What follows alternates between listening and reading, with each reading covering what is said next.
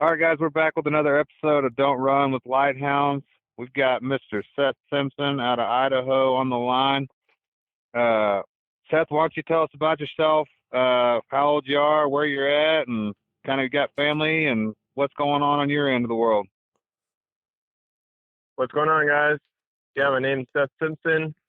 I am 30 years old out here in Idaho, born and raised out here, and have been into dogs quite a while. I wasn't raised on or anything.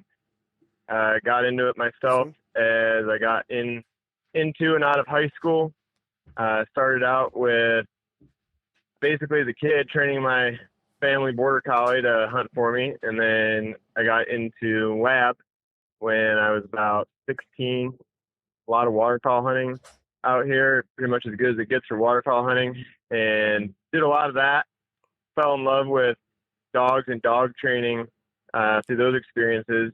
And when I was 18, I started training dogs full time for myself. So I guess around 12 years of that now. I got into coyote dogs, decoy dogs, about the time I was, I'd say, 17, 18. I'd seen, you know, 15, 20 years ago, especially, there was no one was really recreationally decoy dogging. There was a few guys doing it, some guys putting out some videos of that, which is where I saw it. And I was into coyote hunting at the time, but loved dogs and wanted to incorporate a dog into that. So I got a Craigslist special puppy and got lucky and ended up being a dog of a lifetime to introduce Wow. me to those things and kind of help me fall in love with this decoy dog and stuff. From there, I mean, just living out here in Idaho, we have tons of public land, a lot of opportunity on private land to hunt coyotes. So no shortage of opportunity. And between that and having a good dog, just branched into getting some more dogs, and again just got really lucky and had some really amazing dogs come into my lap and have bred off of them. And now we got a bunch of dogs, and I'm raising some litters every year, training some started and finished dogs I'm selling to guys. Coyote hunting is obviously getting to be wildly popular nationwide, and a lot of guys are starting to see now as more people are recreationally decoy dogging beyond just the government trappers that introduced everybody to it.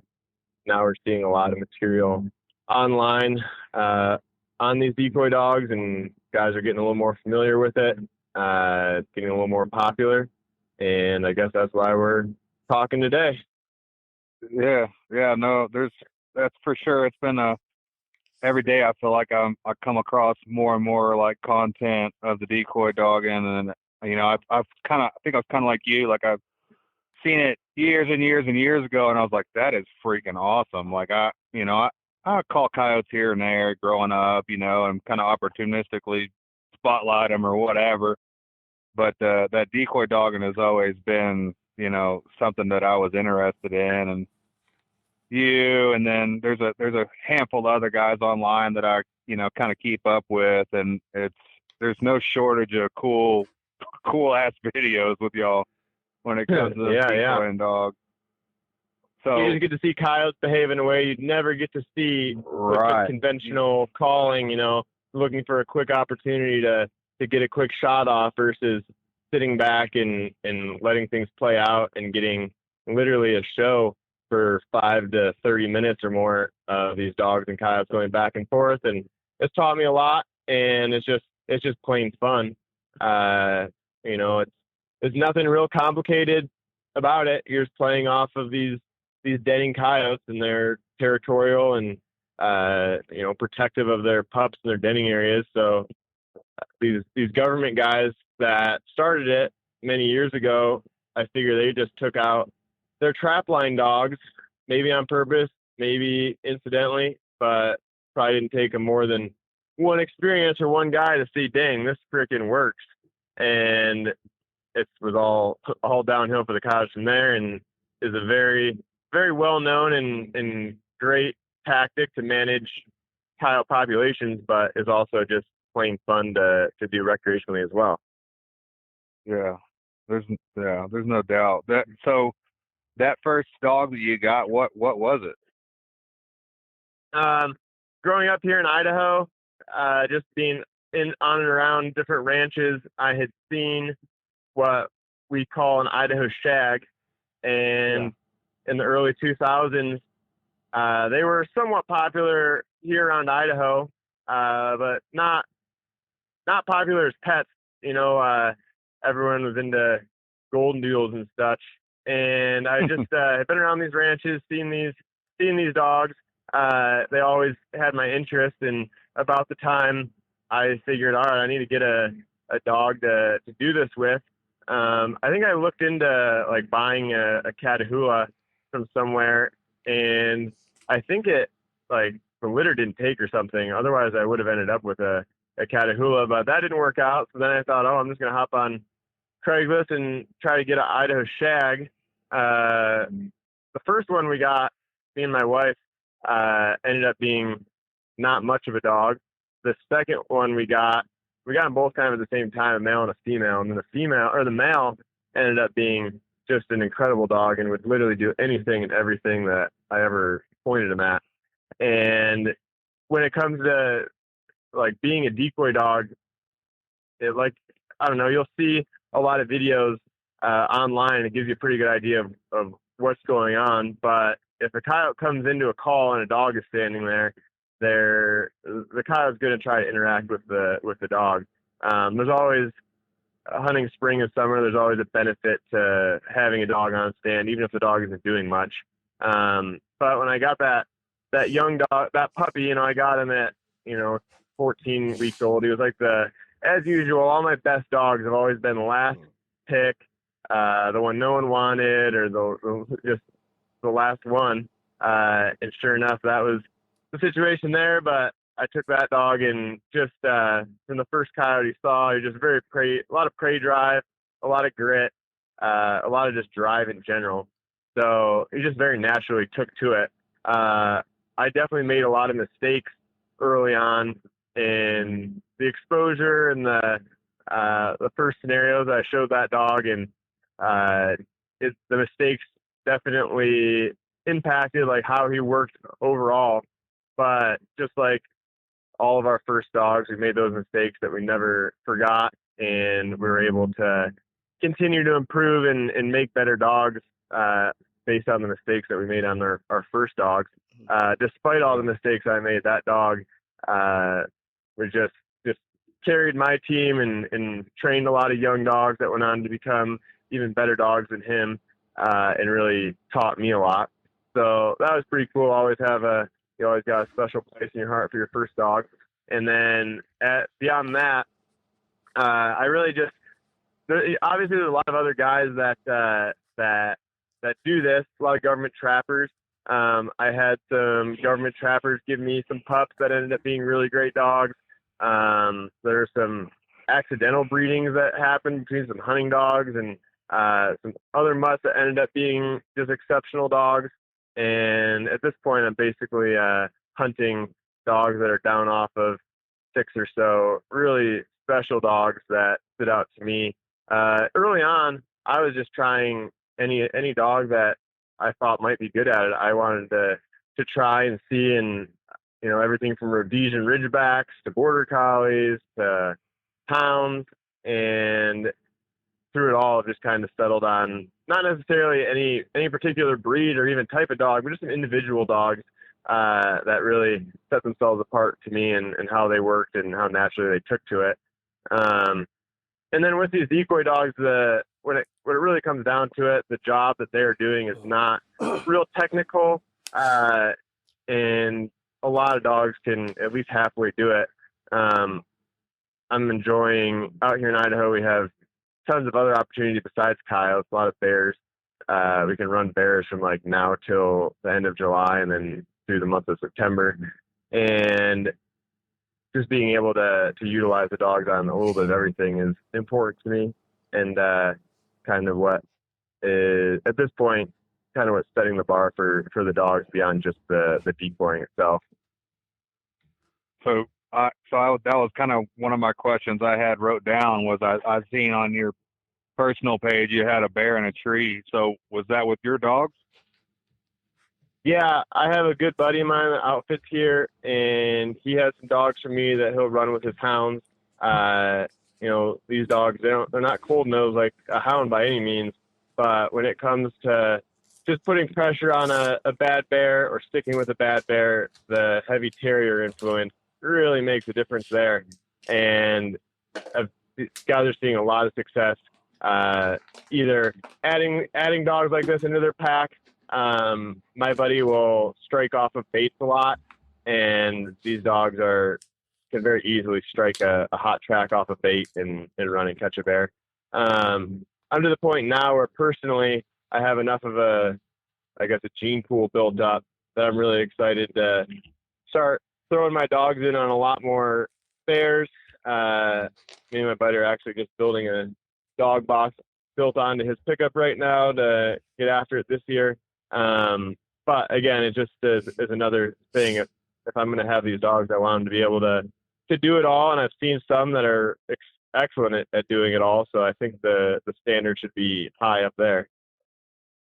I'm also, in the winter and fall, I've got stag hounds where I run to catch the coyotes, and I've been able to kind of multi-purpose the decoy dogs into trailing and jumping the coyotes for us as well, and getting them up for the stag hounds, lining them out, and just being able to use the same dog to run to catch and then be able to tone them back and get them to do the back and forth with the coyote is, again, just being able to have the multi-purpose factor on the dogs allows me to do more and have more fun without having to have 10 different types of dogs for a whole different aspect of hunting. Yeah. So tell me how that works. So you'll cast the decoy dog, the same kind of dog, Yeah. into like thick cover or like ditches and stuff, and then try to flush coyotes out for the stags. Yep. I took this past fall, I got a couple more stag hounds and really wanted to put effort into hunting them. Here in Idaho, we have a lot of public ground, but it's all super rough country. They're really steep, or at the very least, very rocky, tons of badger holes. Definitely can't truck the dogs out across it. And then the ag land we have is really broken up. Nothing like the Midwest. So the coyotes are there, but they're definitely tough to find and root out during the daytime. So I took a dog that my buddy has that's a litter mate to my best decoy dog. He was exclusively running bears with it. And after a season of bear hunting, he loaned him to me for the winter. And I just started running that dog with his brother and a couple of my other decoy dogs, and they took right to it. So basically just dropping them on the creek bottoms and brush patches, sagebrush patches, all the different places that the coyotes are holed up in, and basically getting them to start running that coyote, because in my experience, the coyotes they know where to hide, they know where to go. So even if I can jump them up by myself in a vehicle or something, they just get right back into a hiding spot. But once the dogs run them for a mile or so, then the coyote decides it wants to cross country and go somewhere completely different, try to lose them on a long straightaway. And that allows us to catch them out coming across an open pivot and drop the stag hounds on them. So we were I definitely had a lot of fun with that this year. I wouldn't say super successful, but we were successful and was pretty happy with how the dogs ended up performing. Got my stag hounds to where they're casting out and going with the decoy dogs, jump dogs, which has been pretty successful there. And yeah, just kind of had a lot of fun and was able to, again, just kind of utilize these same dogs for something in that off season, so that I can still be running the dogs, stay on the coyotes. The coyotes aren't going to decoy hardly at all in the fall. In winter, if they don't have pups, their sense of self-preservation is so high, they aren't going to engage the dogs very often. So just to keep them on coyotes on the day-to-day, switching it up to that strategy was pretty worthwhile. Yeah, no, it makes sense if you to keep it going.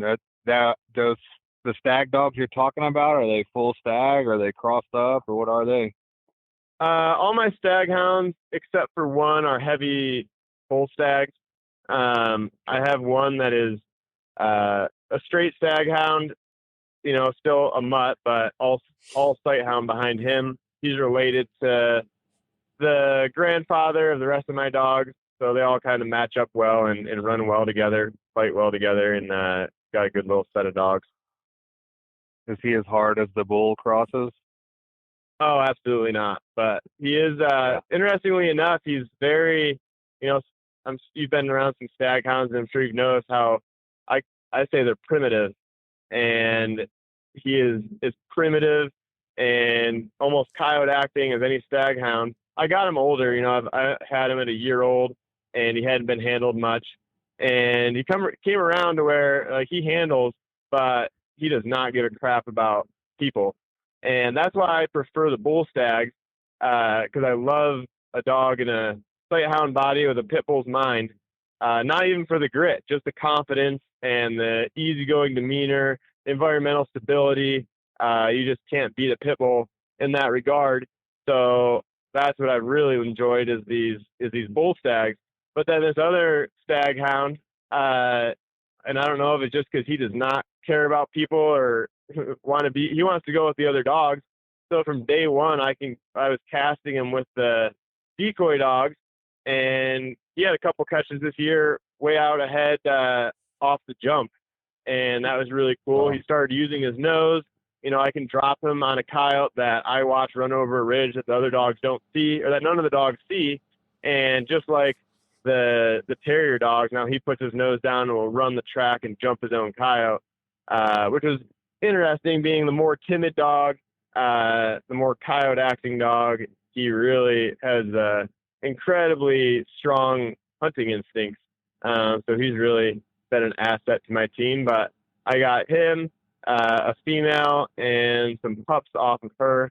I had a really good dog up until last year. I lost him, and then these pups are off of him, and the female is his niece. So some good line breeding out there, pretty consistent on the bull stags. They got a good combination of speed and hardness, hardness that the other dog doesn't have, but still they all add to the team. A lot different than the terriers or hounds, but they're really cool dogs.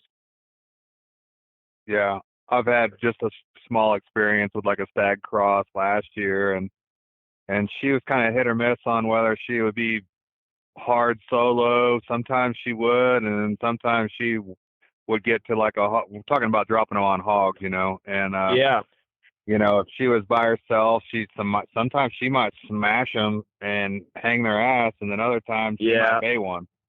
And yeah, but if ever with another dog, there was no quorum. Like she was yeah, as hard as they get. You know what I mean? If there was another catch yep. dog on the ground with her, there was absolutely no He's fear. locked on. Yeah, Um, yeah, so it was.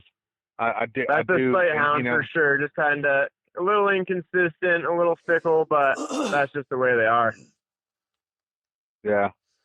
No, I could definitely see that. Whenever, so there was one I might have messaged you, and you were decoying, and you had a stag sitting next to you while you were trying to decoy.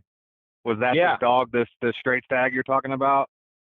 No, the last year, up until last year, I was hunting just a single dog, and I had farmed out my females to some buddies to hunt. Then I lost that dog and had to Indian give on a couple of my other dogs so I could stay in the game. But my friends are all cool, and I know I'm gonna get them back. So I was able to get these dogs back. But no, that was just a male dog that I had, and he was he was very consistent on soloing coyotes by himself. And now April's rolling around. The coyotes are denning, whelping their pups, and now we're back to the decoying. So now I'm back Yeah. to setting my decoy dogs to bring those coyotes back to us, and now we're sitting there with a couple stag hounds, a mother and her pups, or this male and a pup, and running them instead of shooting the coyotes. So do you have, whenever they're there with you, are they on lead or do you have a handle on them where you can, when I say handle, not a physical handle, like, Yeah, yeah, I know what you mean. Yeah, I try to hold on to them. I do. I'll hold them. I'll leash them and sit next to me. Um, they're such kind of like you said with that dog you had. It's easy to. They're not very forgiving on like mixed signals. Um, uh-huh.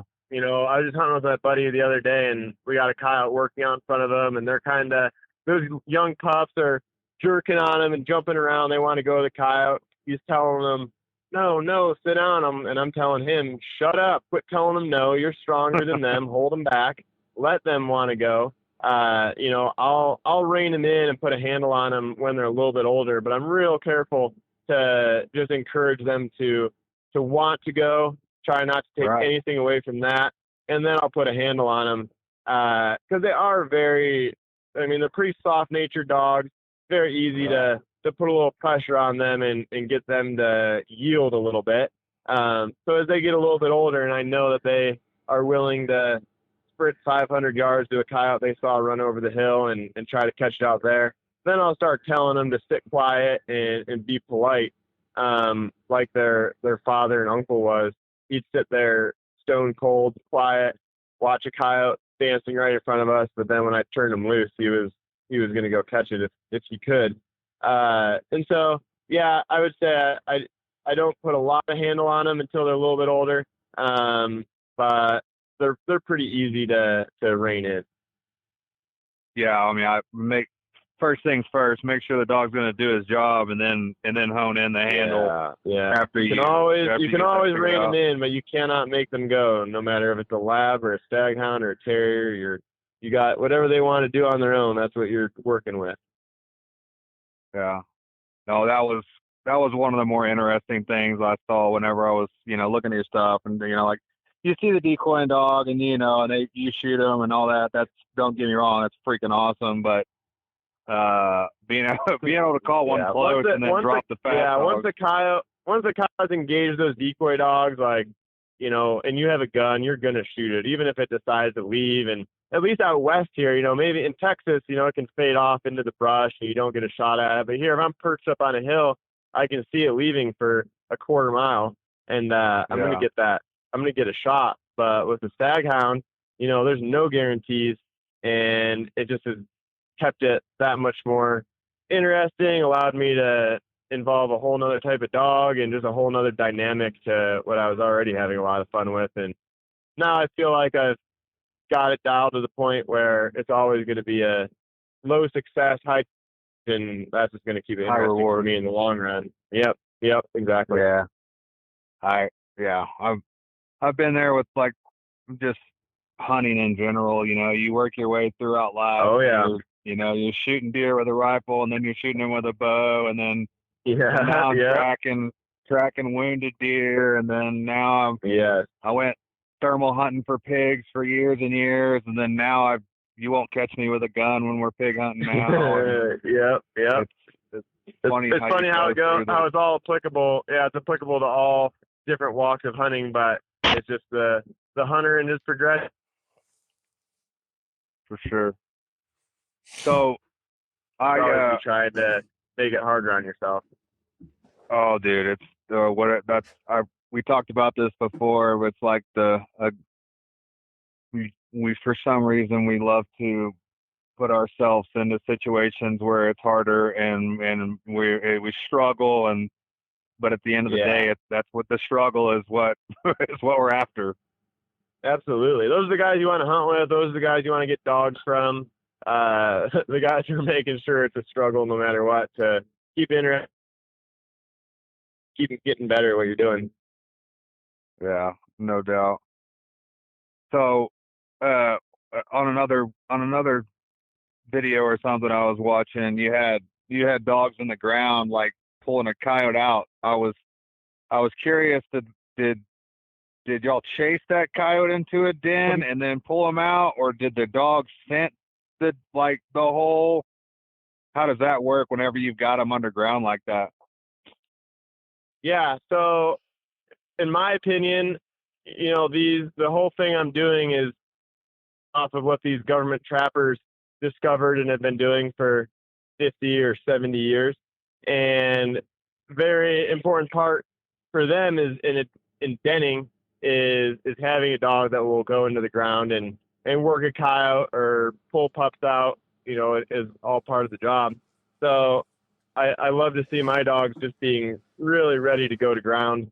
And anytime I can get some work in that area, I love that. It's always a lot of fun. That particular scenario, well, in general, my dogs are, especially this time of year, in the next couple of months, we're finding a lot of dens as we're out and about. They usually are pretty dang deep, and I'm usually not in a scenario where I'm prepared or have the time to dig in on a den. The other thing is, I do most of my hunting, I would say, is pretty recreational, rather just focused on the dogs and developing them. I do have a contract with a big ag corporation that runs cattle, and year round I'm out there, once a week, every other week, just trying to put a dent in coyotes for them. And in those scenarios, if I find a den, we're gonna put in the to get it taken care of. Versus if I'm just out working dogs in the middle of some BLM in the middle of nowhere, and I find a den. In that situation, I'm just going to pin it, and I'm going to come back year after year and hunt that den, but I'm not going to try to wipe it out. The scenario there, we got called to kill some coyotes on a farm that was having problems. So we had ran and caught a couple with the stag hounds, and on the last run, my buddy, I jumped a coyote with my terriers. They pushed it out into the open. He dropped his stag hounds. They got on that coyote, and it headed for a hole and ran down into that den. So we had a bunch of buddies, not a bunch, but I have 4 of my buddies there. They're all the type of buddies you want, where they see that scenario and they just are racing to grab shovels, can't wait to dig down to the dog, which is awesome. And, I had a couple dogs there, but the stag hounds, the sight hounds, they're not going to go down there and do any damage. But a couple of my terrier cross dogs love that type of stuff. So we dropped them down in there. And I've done this, more than a few times. This is the first where the dog went in there, we heard him hit the coyote, start fighting it. And that dog that we entered first, he's probably killed 10 coyotes in the ground.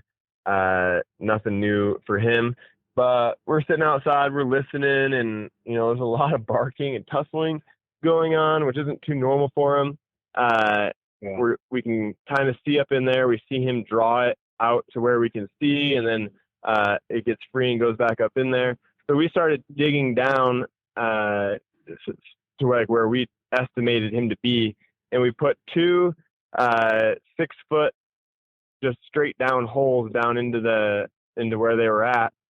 We got that dog called off and pulled him out to take a breather, and I put another dog in.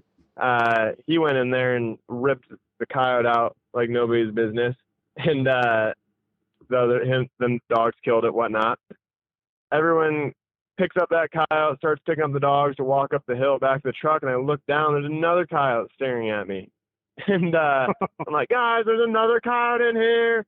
Freaking my dog hears my excitement, turns around, hits that hole again full speed, and another 20 minutes went by, and we pulled that coyote out. So that was a 2-for-1, a first for me, but it was just so fun to get out there with the buddies and dig some holes and watch some cowboy shit. That was always that's just a nice little highlight. And again, fun to have dogs that are just ready for anything. If you don't have a dog that wants to go down and fight to the death deep in the ground, then that's that. On to the next. But the fun just begins when you got a dog like that in the arsenal, and just pays to have every type. Yeah, I want to say the picture, it looked like you had like 8 dogs or more. Yeah, we had my buddy has 3 stag hounds. I had my 4 stag hounds that we were running, and then I had 3 terriers that we were using to jump. So we just had a pack of dogs, a pack of guys. The farmer was there. He happened to, like, oh, I want to see these dogs go. And lucky he picked that day to come because he saw some stag hound catches. He saw some terrier work. It was just 5 hours of chaos. And that was just like 2 miles from my house, which was super cool. Being able to have days like that just right out my back door, basically. So I bet you got invited back to that place. Yeah. Oh yeah. Keys in the city. Typical. That's cool. So yeah. on the terriers, like, so I'm just going through, like, I'm not like a dog freaking, I can't like look at a picture and tell you exactly what a dog is. Right. Your pictures got me so damn thrown off. I'm like, what is that? What how is did that thing? Yeah, like right. I'm trying to, like, it's got a saddleback, but it looks like a hound, but it's kind of like a terrier. Like, what the hell? Yeah. So yeah, I've got. I mean, if you don't mind, tell me about some of it. Yeah, not so much. And like when people ask me like, what breeds are this, and and I tell them, but I preface it by saying, as any good dog breeder knows, and I just learned over the years that there's no magic concoction or combination. You really are just, if you're going to breed anything legit, you're going to be breeding off of dogs as individuals, not based on what you speculate that they might be. And Right. I just got really lucky in, like, for example, there's a guy named Devin Staker. I don't know if you guys have talked to him. He's out in Colorado. He's raised his version of coyote dogs for a long time, and has crossed all different sorts of stuff. He sent me a dog that ended up being just a phenomenal all-around decoy dog for me. Not super hard, but incredible range and just intelligence to work through things that he necessarily wasn't good at, but figured it out. There was an accidental breeding between like a jag hound type and a band dog that produced a litter of dogs that were basically aces all the way across. I had a sister, still have a brother. My buddy who's the outfitter has a littermate brother that he runs specifically on bears. And those are also some dogs that just had an incredibly high drive, but very balanced, very environmentally stable, just kind of awesome do-it-all dogs. Between that dog from Devin Staker and the female from that litter, had a couple really awesome litters from them two, dogs that I kept, but also sent out to be decoy dogs and bear dogs, blood dogs. A buddy of mine is out in West Virginia, and he's got his running bobcats pretty well. Then I had my Idaho shag. He's got to be mentioned. I call him my three-legged dog because he was three-legged for the last 7 years of his life. He got hit by a car at 3, and he was just above all an everything dog. Just the cow dog intelligence in him made up for any skills he lacked, and he would run coyotes, decoy coyotes, tree hard, go to ground, retrieve ducks. Nothing he couldn't do.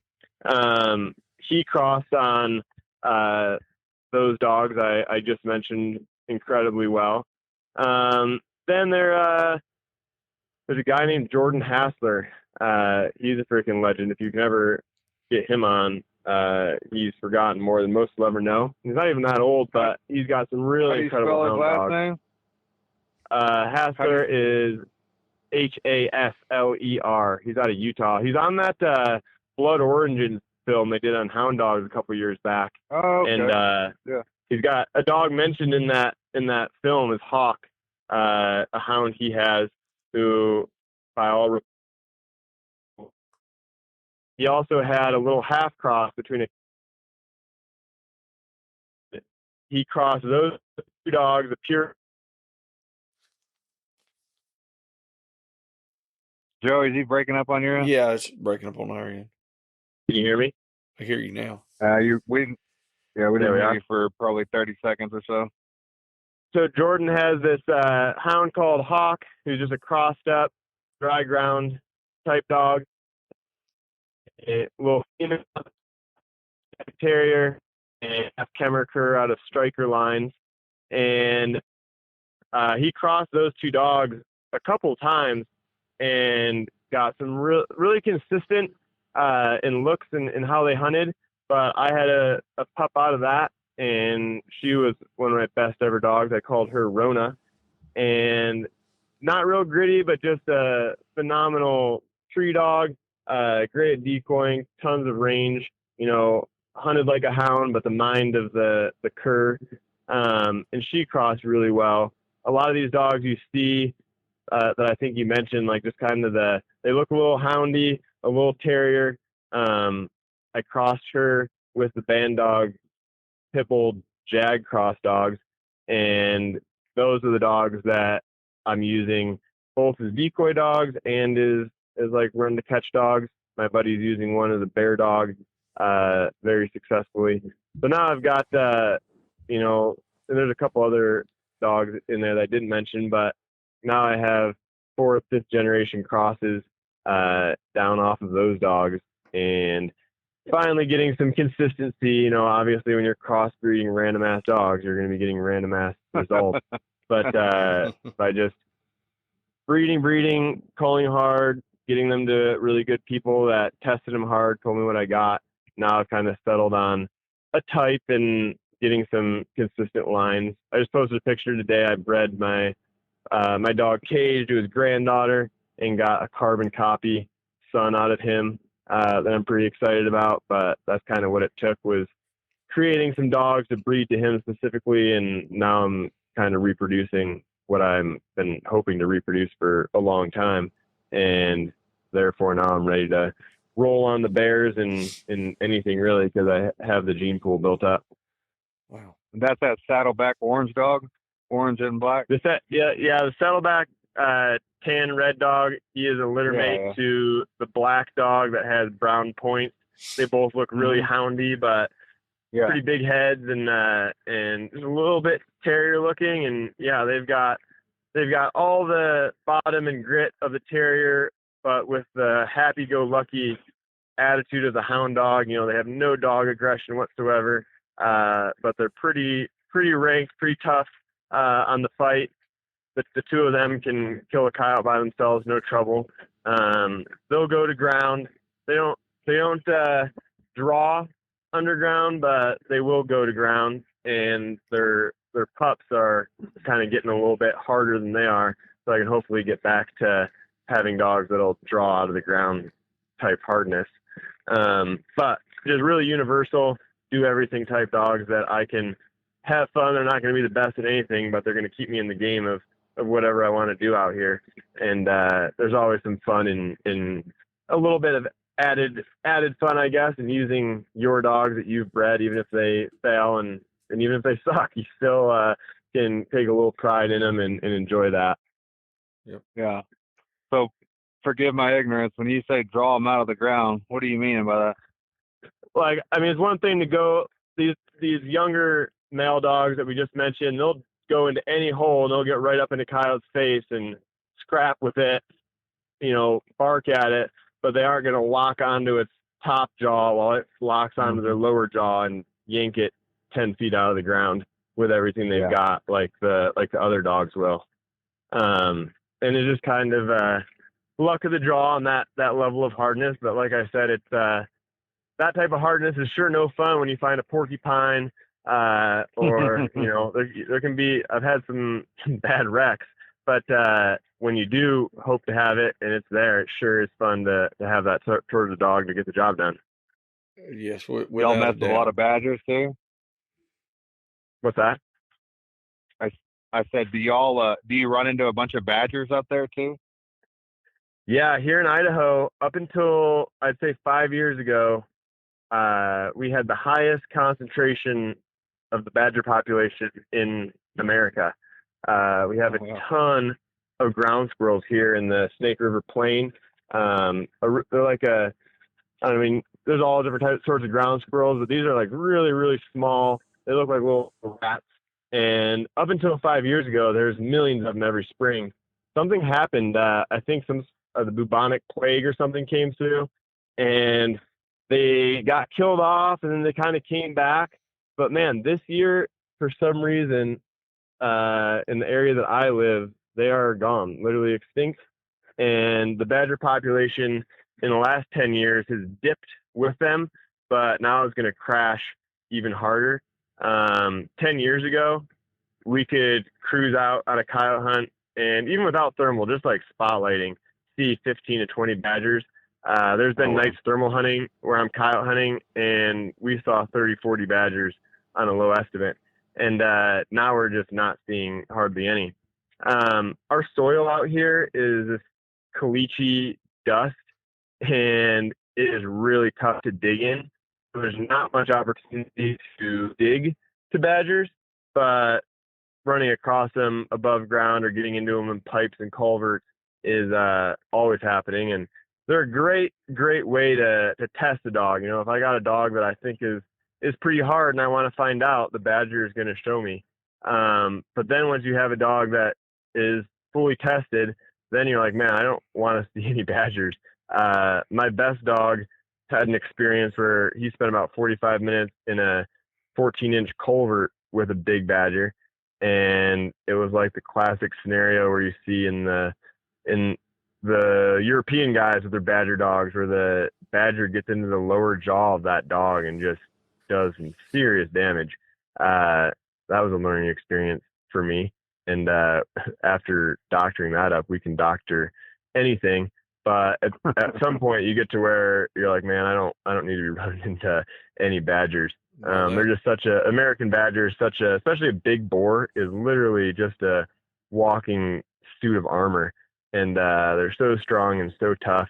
I love them to test the dog, but I don't like when my dogs are a half mile out on a coyote and they get into a badger and it takes me 15 minutes to get out there.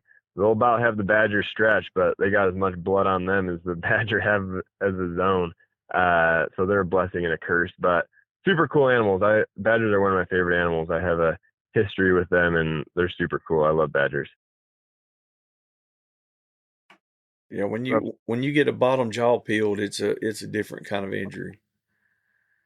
Oh yeah. Luckily I was there with a very experienced dog man, to say the least. He just happened to be there, and my dog came out of there, and Yeah. I hate to say it. This was not too long ago, but I had not seen anything like that before. I was like, oh Gotcha. my gosh. And he said, oh, don't worry, son. I'll tell you what to do. It'll Yeah. be all right. It's always good to have somebody like 5 that. days. Oh man, yeah, Scott has saved my ass so much. And 5 days after that, I was even thinking it was gonna be worse, but man, he healed up. I don't know if you guys have ever heard of Granulex, Yeah. but that's where I learned about Granulex. Yeah. And now it's discontinued, but my wife looked up the ingredients. Its only 3 ingredients are castor oil, trypsin powder, and balsam of Peru, which is like a oil of some sort. Mix those 3 things together, and man, it is magical healing powers. I've never seen anything like it. Yeah. But that was very helpful as well. That's pretty cool stuff. So that particular situation, you either start from the bottom and sew your way up to the top, or what? No sewing, really. You know, that it's Yeah. such a dirty wound and it's just hamburgered that there's nothing Yeah. you can do besides, luckily this dog is just dirty tough, and we brought him inside. I got one of those water picks for your teeth, like flossing your teeth, yeah. but it squirts water. Pulled off the constricting end, and just the pressure coming out of the little tiny water line was enough to get just a little bit of pressure to kind of irrigate and wash out the dead skin and the stuff that was kind of slowing off. And then just oiling it up with this basically castor oil. It's just an oily substance. Granulex was in a aerosol can, but when you mix up the homemade version, it's just a sauce. Yeah. And just dribbling that up into there, and the dog being able to just stand there and take the pressure wash twice a day and doctor him up with that ointment. And man, he was hunting again in like a month and a half. I could not believe how fast it healed up. Was it loose at all after he healed up, Seth? Was it loose on the bottom? Oh man, yeah. Did It's it just flop? that scar tissue. Well, so it healed up really well, but that scar tissue is so delicate Yeah. uh, that now if he gets in, he fights the head really well, and if he's the only dog on a badger or one of the only dogs, he'll end up just taking damage on his cheeks and chest, Mm-hmm. and it won't get up into his face. But God forbid he ends up in a pipe or a den with another badger and does that again, because it'll be the Yeah. whole thing over again. You know, That Chad scar tissue is Reynolds, just real delicate. Yes. Oh yeah. remember that dog he had, Jack Stonewall? Yep. That Jag. I had his brother Smith. I got him from Pat Larkin. Or Yep. it came, yeah, I think it came from Pat Larkin. It was years and years ago. And with Smith, he got peeled. And after it healed up, it was loose just a little bit on the front end. But anytime anything happened, that was the first thing. And it was just like we had to That do it fell all. apart. Yeah, it would fall apart. I mean, he healed up good, but it would constantly come Yeah, it would apart. always bounce back, but yeah, it just comes apart like Yeah. nothing. It's really really annoying, and I guess that's why they have to retire those dogs in Europe. Yeah. At 3 or 4 years old, because they just don't have that much in them, and I guess that's why they like the looser, a little bit softer dog to Yeah. use their voice a little bit and not just lockjaw on a badger. Because Them dudes I are mean, this hard. dog that yeah, and then this dog, he's 55 pounds versus a 25, 30-pound boar badger. And it took him all 45 minutes to drag it out of that culvert. It was a long culvert. He was probably up in there at least 20 or 30 feet. But in that 45 minutes it took him to drag it out, it was game over for his chin. I got you. That's pretty freaking hard for a dog to stick to that and then come out with it. To me, I mean, Yeah, I mean, he's that's not a bulldog by no means, but he's just kind of that perfect. He's not too hard where, like, I don't think he's gonna ever get himself killed. He's certainly not game, but he's definitely hard enough to get it done for me in any scenario that I've had him in. I won't put him on bears. I put him on accidentally put him on a live bear one time, and it wasn't 100%. It was wearing a bullet in its leg, but it jumped out of a tree, and it was only like 100-pound bear, but him and two other dogs lockjawed on its throat and killed it. And that was cool, but I know if I ever show him another bear, it'll probably be the last thing he sees. So I got to be pretty careful of what we're getting into out here in Idaho. We got mountain lions and bears and stuff, and it's pretty easy to hunt the lower country and avoid it, but we do get up into the higher stuff, so I try to be a little careful with him. yeah, I can imagine. Have you ever like been able to tone a dog back out of a hole like that? I mean, are you running collars No, on well, them and like the collars, for some reason, as soon as they go into a culvert, as soon as that collar dips out of sight of the sky, you lose connection. And I can call like that dog out only like the other day on those two. He was down in there fighting those two coyotes for 30 to 45 minutes maybe, and about the time probably the 30, 40-minute mark, I started calling to him, and I was able to get him to back out to me just enough I could grab onto his tail, and then he backed out for me, and we entered the other dog. But that's kind of the thing. Like, once they go in, they're in, or at least a dog like that, like, they're in. So you really gotta size up the situation, check out the ground, make sure you got some shovels or a plan. Because yeah, I've had I have a little bull Russell, and he's got stuck a couple times in places, and you're like, man, this seemed like a great idea. Seemed like it was gonna be a lot of fun a minute ago, and now we aren't having much fun, and now we're dealing with a problem. So yeah, a few of those scenarios taught me to be real careful and check out the scenario before dropping a dog, because once they go, they're in it to win it. yeah, I could see that being troublesome. And like you said, you get in there. Well, that's like even so, like my little dogs that I'm trying to hog hunt with right now. Like they're not gonna go 2 miles. They'll go a mile, here and there on a track, like or on a like a when they jump.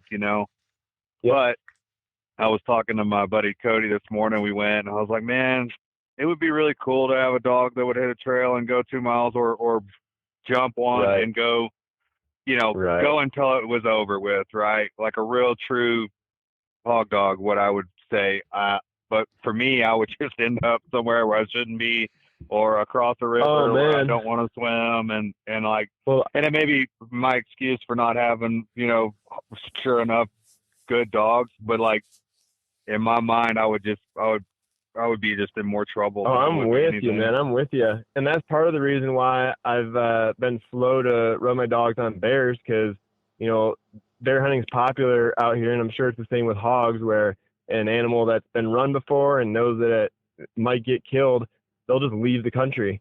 And Mm-hmm. a lot of this stuff in Idaho is, bar none, it's the roughest country in the lower 48. I mean, some of Arizona can rival it, but it is just steep and rough, and a mile away, and your dogs are off the GPS, and now you're predicting where you think they're going to go.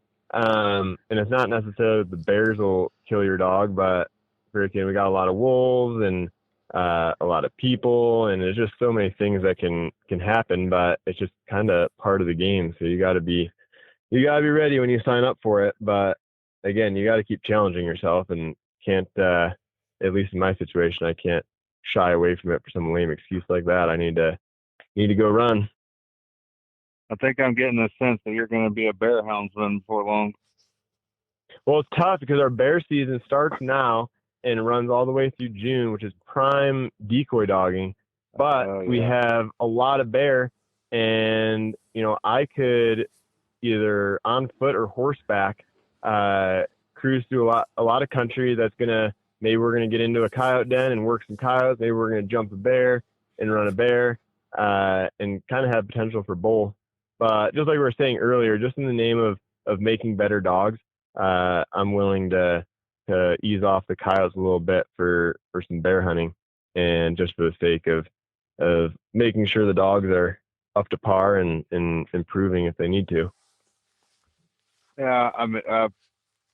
To me, it's like I mean, you can say it's conquered, but like I feel like you've pretty well conquered the decoy dog and stuff. So now it's another challenge that you're Yeah. seeking. I like, at this point, like you will see on TV or YouTube, the age old strategy of basically having the dog sit next to you or be out there in front of you, calling coyotes in, and the dog's engaging what it sees come in. I'm having, especially this year, a ton of success just taking these dogs. They've been free casting the coyotes all winter. Now I'm taking them out to the desert and just sending them down a random canyon or draw, and just kind of easing along behind them.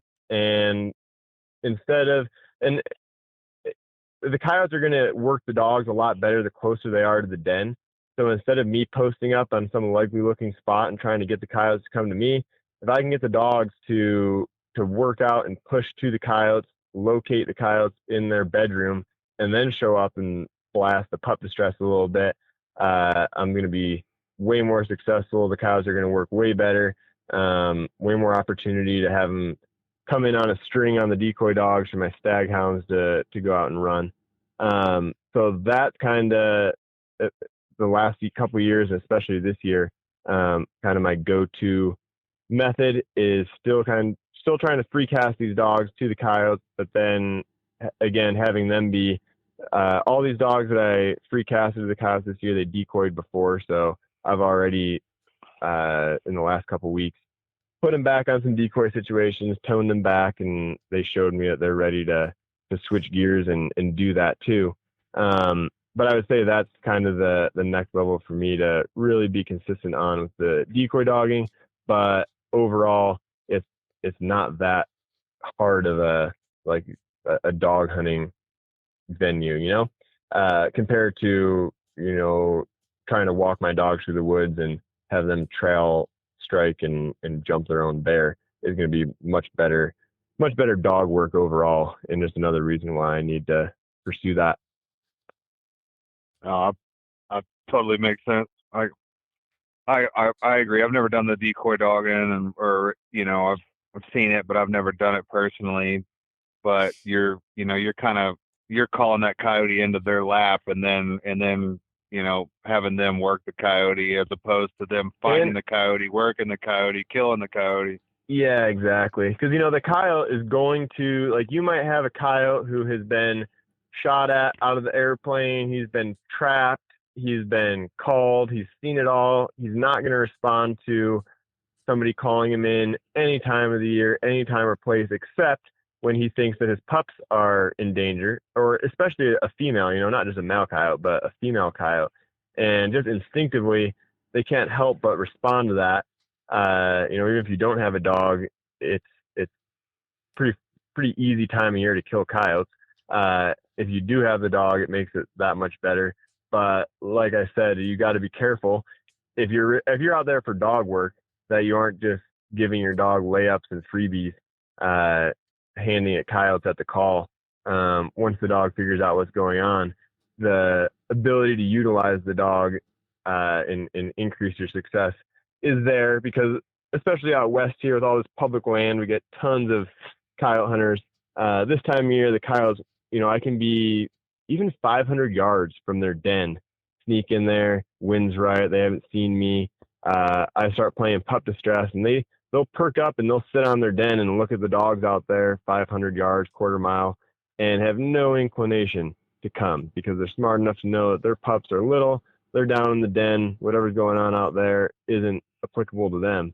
But if I go out there and I don't turn on my call and I just sneak in the low spot and my dog picks up the trail of where one of those coyotes was returning to the den and trails them up all the way to their den, it's on like Donkey Kong at the den.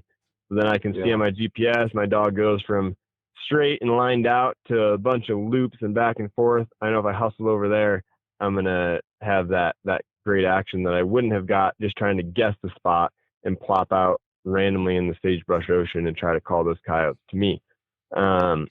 They will use their dens year after year. So this time of year, especially this time of year, going off my memory of all the different dens I've found over the years and trying to go park on top of those right now as the pups are freshly dropped, and get my young dogs into that, because I have a couple real broke dogs that know the game, and then I have a whole crop of young dogs that are good at following them but don't really know what's going on yet. So those puppies can use the layups, but if they can get into the layup following the older dog who finds it for them, that's that much better.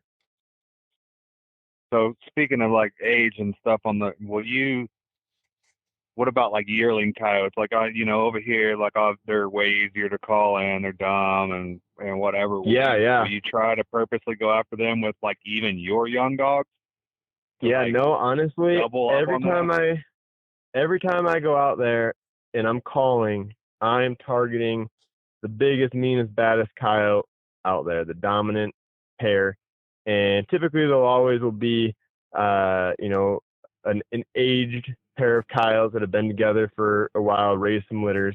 They will keep, especially those older dominant coyotes, they will retain what we call helper bitches, female pups from the previous years that are just learning how to raise pups from their mother. But interestingly enough, like if that mother coyote gets killed, those helper bitches will start lactating and nurse those coyote pups. So on a situation like that, if I get on that den, all of a sudden I have 4 or 5 coyotes on my dogs. That's a dream scenario, because all the coyotes give each other confidence. That's where the best action comes. However, if coyotes are so persecuted, especially out west here, and in this wide open western country especially, they get flown a lot, even into the spring, targeting those pregnant and denning coyotes. So if the coyotes weren't so heavily shot up and they were able to maintain their population, every single female coyote wouldn't get bred. But as it is, there is so much of a harvest on the population year to year that pretty much every female coyote gets bred and has pups.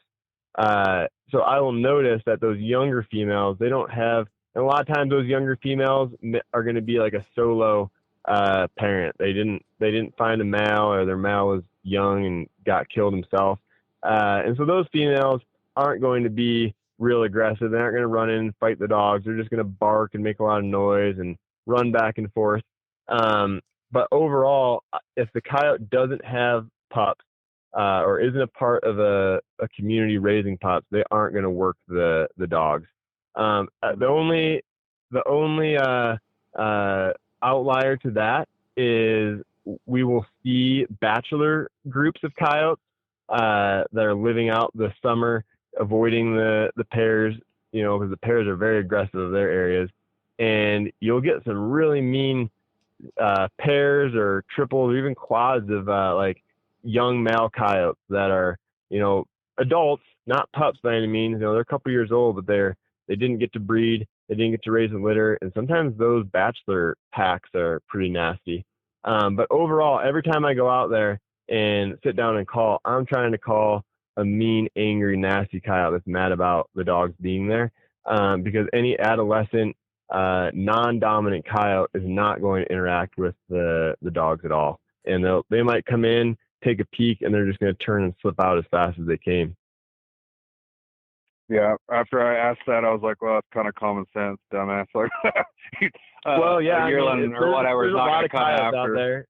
Yeah. Even in the breeding season, January, February, we'll get some really good decoying, especially in the dark and the thermal, with those adult coyotes. They're a little hungry, but I've had pet coyotes, and it's amazing.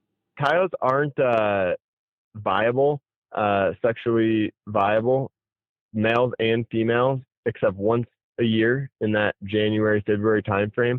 So even the males go into heat per se. And so I just see this change in the coyotes. They just get so mean and nasty to each other. And that's why the fight sounds on the coyote calls work so well, is they hear a coyote fight and they just want to come join in and kill another coyote. And so if I get those coyotes coming to sounds like that, and on the way in, they're just thinking about the ass they're going to kick when they get there, and they could roll up on my dogs. Pretty easy to get them to say, oh, these aren't coyotes, but they can get it just the same, and they'll roll on my dogs. But that's typically at night, and just a little bit less consistent than when they're denning. Yeah. Oh, that was another I had seen where you had a video, and it looked like there were 6 or 8 coyotes on a couple decoy dogs, and it was through a thermal. Oh yeah. Yep. A lot of times we're getting the bigger packs at night. They're just so much more active and vocal, hunting together. On my Instagram page, I have a video pinned where I have 7 coyotes on 2 dogs, and that's a good video, and maybe you guys will get a kick out of this information. But a lot of people ask, what's the risk of the dogs, or the risk to the dogs? How often do you have dogs get wrecked by the coyotes? And I'm pretty confident in my opinion of when the coyotes roll up on the dogs, again, the coyote's sense of self-preservation is very, very high.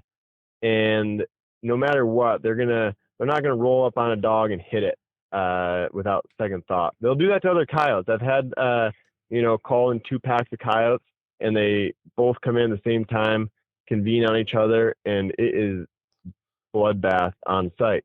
But when they see the dogs, they come in and they want to feel them out a little bit and see what they're working with. And as long as the dog doesn't think it can be beat, the coyotes, no matter how many there are never really going to close with it. So even if you got multiple coyotes, 3, 4, 5 coyotes on one dog, as long as the dog stays up, keeps fighting, doesn't start yelping, doesn't start cowering, doesn't start running, the coyotes will just keep nipping. To the point where there isn't even any injuries besides maybe some tiny little tooth marks when the dogs get back to me.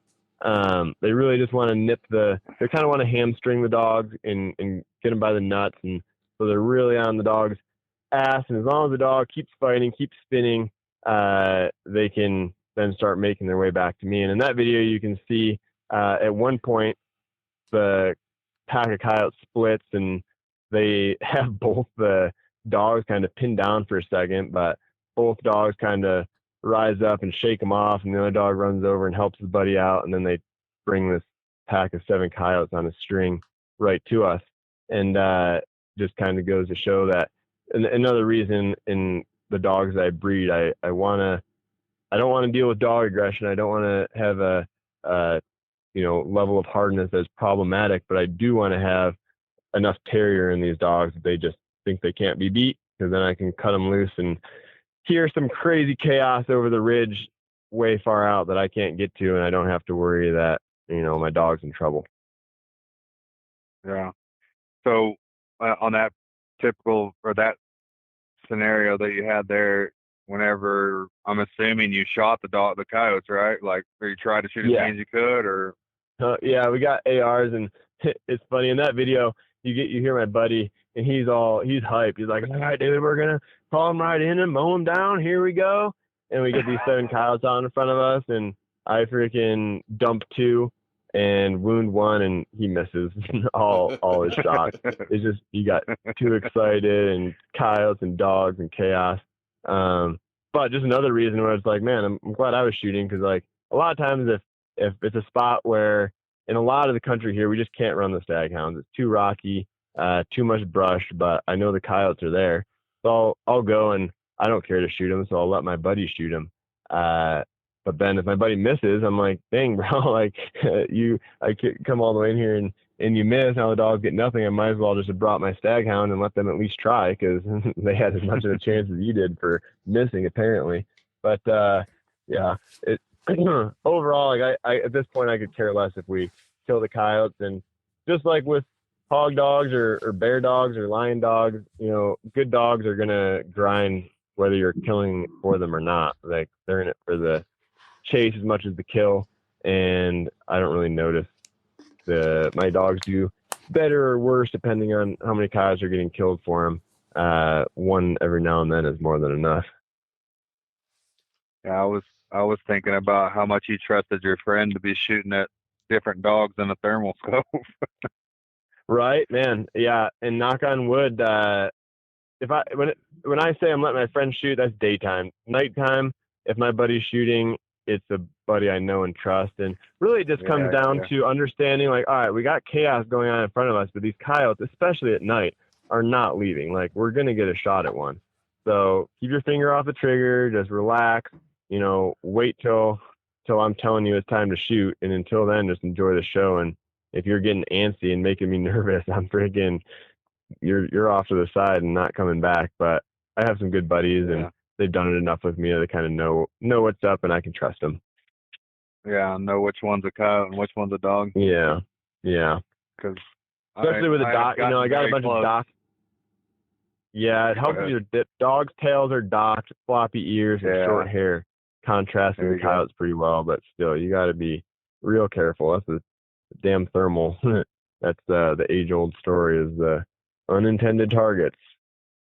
Yeah, no, I came damn close one night, and we were just basically riding around shooting pigs and stuff. And if we're in a wheat field and coyotes are out there, we'll opportunistic, we'll go up and shoot them. And there was one night we had one, and I was like, we got pretty close. I was like, man, something ain't right. Like, that, it looked like a coyote, but he was just acting silly, and right. And good thing I thought about it, because it was definitely a little Aussie, a little healer or something out there. Yeah, we were pretty close to.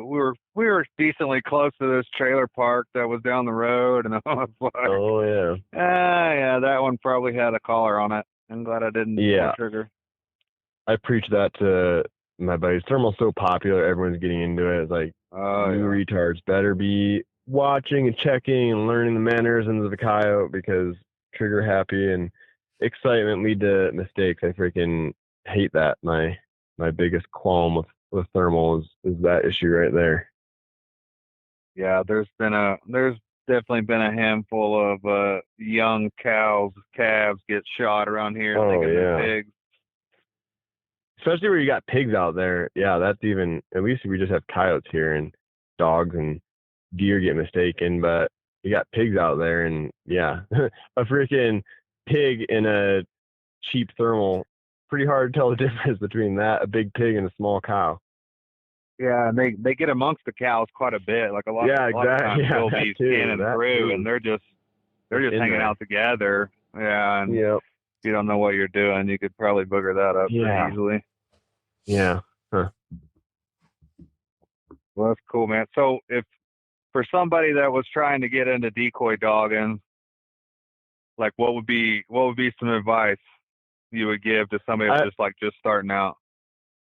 I would say number one, you wanna get into coyote hunting. Like if you're gonna decoy dog, you got to be able to call coyotes. A lot of guys look at it, see it, and think that that's gonna be like a level up for them to get the dog. Now they're gonna kill more coyotes, but you really have to rely on your knowledge and of coyotes and coyote calling to be able to expose that dog to coyotes, or know country well enough to know where the coyotes like to live, where you can cast your dog out to where those coyotes are going to be. And then when it comes, coyote hunting is so popular, and we have such different terrain across the United States. There's a variety of different scenarios and ways that like one dog might excel really well out here in the wide open West and not do so well in the thick east of the Mississippi. But when it comes down to, like I said earlier, it's really not that hard for a dog to be able to do. And I see a lot of guys just going out with the dogs that they have and seeing some success. The best advice is what anybody would say if you're asking about getting any sort of hunting dog is to get dogs that are doing the job in the place that you want to hunt, and that's going to be your best bet. Decoy dogging is getting popular enough that there's enough guys doing it. I feel like it's fairly possible for anyone to source a puppy out of proven decoy dogs, but especially down where you're at, you got all these hog dogs, Catahoula, curs. Those are very popular for decoy dogging, and if a dog is got the range and the grit and the nose to be a hog dog, then it probably could be a decoy dog too. So if you got the coyote calling knowledge and you want to try it, your best bet is just to get your hands on some sort of gamey, trashy dog and start showing it coyotes. There's really no training or artificial scenarios that you can set up to show the dog, introduce the dog. It really comes down to, again, just getting out there and showing it coyotes. That's the only foolproof way to get that progress. So getting your hands on a dog, and I like to take them out like 6 to 8 months old. Some guys say that's a little bit early, but I figure if your young dog is potentially getting in trouble because it's going too far, that's a good problem to have, and you can cross that bridge when you get to it. But just exposing that dog to the hunt and getting used to the call and the gunshot and all the sights and smells of a coyote hunt that it's going to see, getting used to all that so that it can focus in and notice and work a coyote when it comes in instinctively is the biggest thing. Don't overthink it, but highly recommend it. You won't regret it. Yeah, and so another point that I was like thinking of was the having a dog that is not too big to scare a coyote off, but big enough to hold his own. Is that right? Like you don't want a giant dog out there that a coyote would mess with, or what's your thoughts on that? I'd say the quick answer is yes. But there's, like I mentioned, Devin Staker. He's been breeding coyote dogs for quite a while. He prefers a smaller dog, smaller than I prefer, because the smaller dog is just less intimidating to the average coyote. And throughout the breeding season or even year round, you're going to have more luck with a dog that's smaller than the coyote. Myself, I want a dog that's as big as the coyote at least. I feel like that dog's going to, again, be able to hold its own against a whole bunch of coyotes and be able to kill a coyote if it's wounded and they're tracking. I want them to be able to kill it on their own. But on the other hand, when it comes to the bigger size, like whenever that question comes up, I always point out an experience I had where I killed a wolf and it was a big male, and I came back to the same spot the next night. And as I got into the valley, right as it got dark, I could hear a coyote just going off, challenge howling at the end of the valley. And just in my experience, I figured that was either it was barking at a lion, a bear, or a wolf. And I got out there, and the coyote is dogging a wolf, the female, and she's looking for her mate. And she's just doing big circles around this meadow. And the coyote is right on her ass, nipping on her heels, barking, howling, pissed off. And she acted like it wasn't even really there. She was just so focused on sniffing around. And I got her shot too. But it just goes to show that was my personal experience. But I've seen probably a half dozen videos, probably mostly in Yellowstone, where coyotes are dogging and harassing wolves out of their area. I've seen a couple more videos of coyotes doing it to grizzly bears. So if you are near their den and you're a predator, they are going to come out and let you know. They might not be able to beat your ass, but they're going to harass you out of the area if you're like a big dog or something.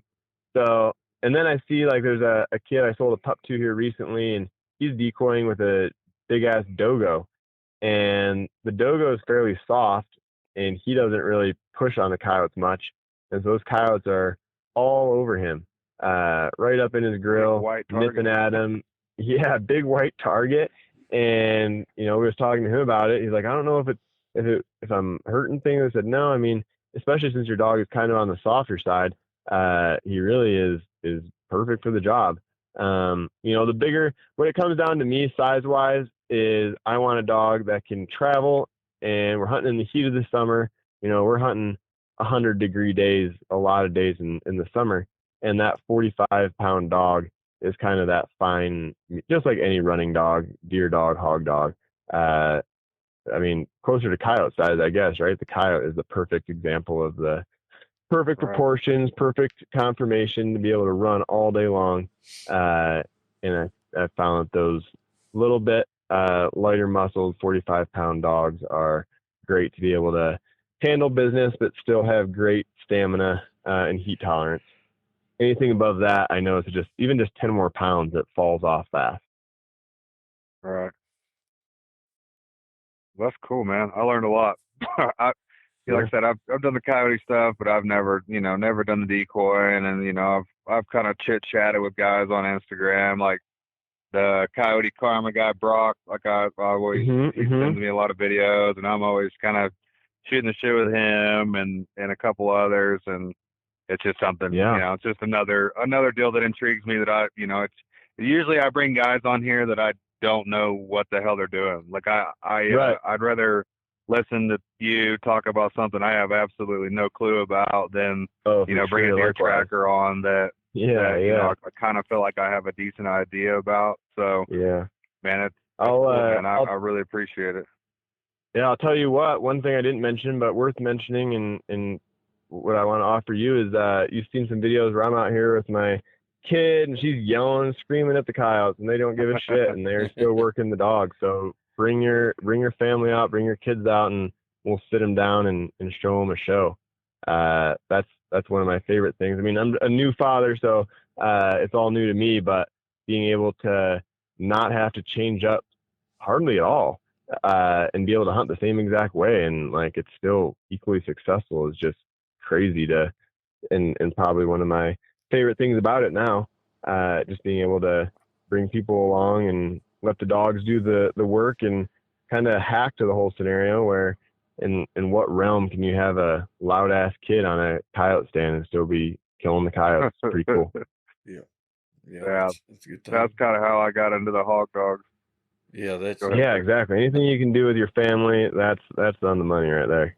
I think that's what changes a lot of us guys as we've been doing this for a long time is, we start out as we're trying to apprehend this game that we're after. Then it turns into we're trying to build this custom dog that we want. Then it turns into how can we involve our family in this as well.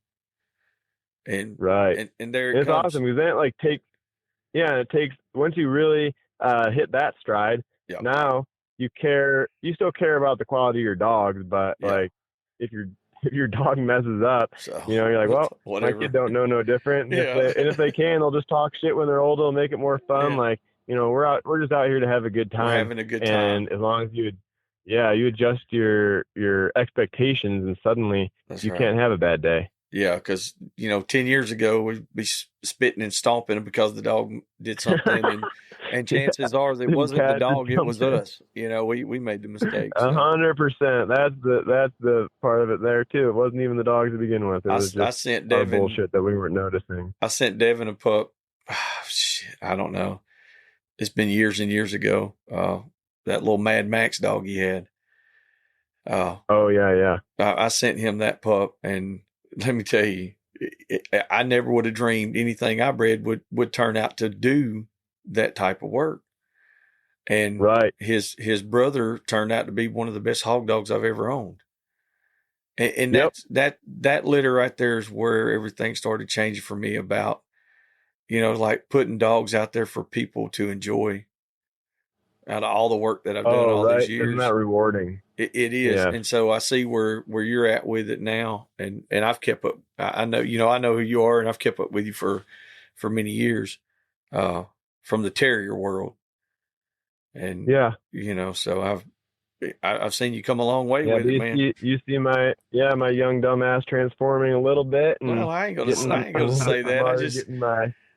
I'm one of the Oh, I'll older say guys it. now. I was one of the young dumbasses back years ago. Yeah. I We all started were. Dixie Doggers in 2008, something Oh like yeah. that, and started messing with the little Yog Terriers and just kept going. And now, like you said, I got all kind of different dogs, but it's all about having a good time with Yeah. your family, and people out there Right. listening. I highly recommend going out there and hunting with Seth. Y'all go see Yeah. him. If you're interested in checking this out, hit me up. I'd love to share it. Or if you're just interested and got some questions, this is for everyone. And I don't know much, but I do get to do this every day, and that I'm blessed with that opportunity. It allows me to learn a lot in a short amount of time, and I'd love to share with anyone who's interested. Hit me up. Cool. That's awesome, man. What so for anybody that's listening, what's your handles on Instagram, Facebook, and all that stuff? Yeah. Can they come check you out?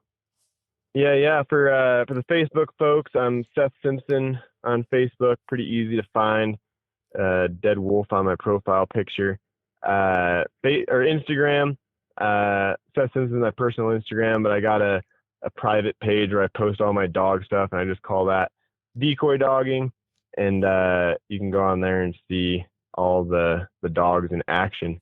But yeah, like I said, you got any questions, reach out. Love to chat.